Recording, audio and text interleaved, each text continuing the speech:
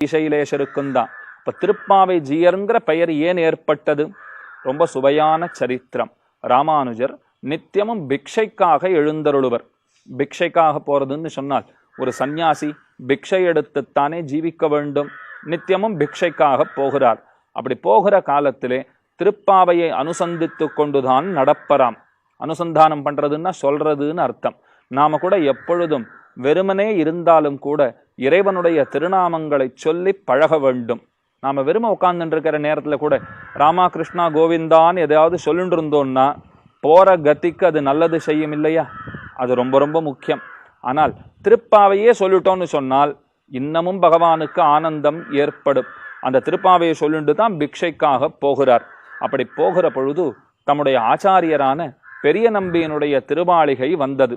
பெரிய நம்பி திருமாளிகை வாசல்ல வீட்டு வாசல்ல நிற்கிறார். கதவை தட்டுறார்.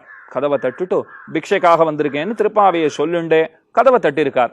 தட்டுற சமயத்துல பெரிய நம்பியினுடைய குமாரத்தி அத்துழாயின் அந்த குழந்தைக்கு பெயர். அந்த குழந்தை வந்து கதவை திறந்தது.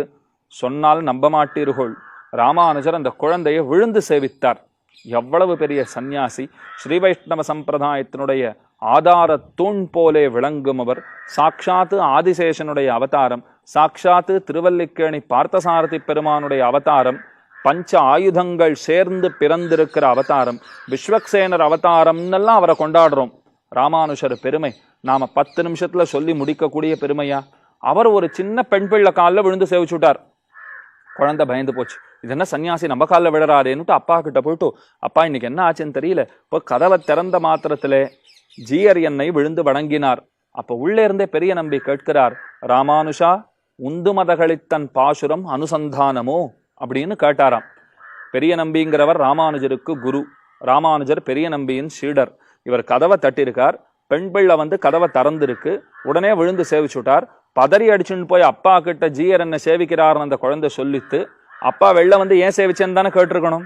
ஆனா அவர் உள்ளே இருந்தே கண்டுபிடிச்சுட்டார். ஓ, நீர் திருப்பாவையை சொல்லிட்டு வந்திருப்பீர், அதுல உந்து மதகளித்தன் பாசுரம் வந்திருக்கும்.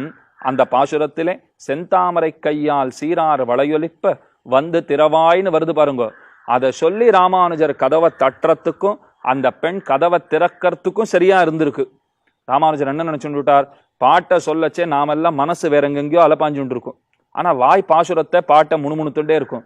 ஆச்சாரியர்களுக்கு அப்படி அன்னு அவர்கள் பாட்டை சொல்லச்சே அந்த அர்த்தத்தையும் சேர்த்து நினைச்சுட்டே தான் சொல்லுவார்கள். இப்ப கதவை திறந்தது பெரிய நம்பி குமாரத்தின்னே ராமானுஜருக்கு தெரியல. நப்பின்னை பிராட்டி தான் கதவை திறக்கிறான்னு நினைச்சுட்டார். கிருஷ்ணனுடைய பட்ட மகிஷி அப்படின்னு விழுந்து சேவிச்சுட்டார். இது உள்ள இருக்கிற பெரிய நம்பிக்கை தெரிஞ்சது அடுத்த ஆச்சரியம். அத்துழாய்ங்கிற பெண்ணை பார்த்துட்டு நப்பின்னைன்னு நினைச்சு விழுந்து சேவிச்சார் ராமானுஜர். இது முதல் ஆச்சரியம். இது உள்ள இருக்கிற பெரிய நம்பிக்கை தெரிஞ்சு திருப்பாவை அனுசந்தானமோ உந்து மதகளித்தன் அனுசந்தானமோ திருப்பாவை ஜீயர் அப்படிங்கிற பெயர் ராமானுஜருக்கு ஏற்படுவதற்கு இந்த சரித்திரம்தான் முக்கியமான காரணம்னு காட்டுகிறார்கள்.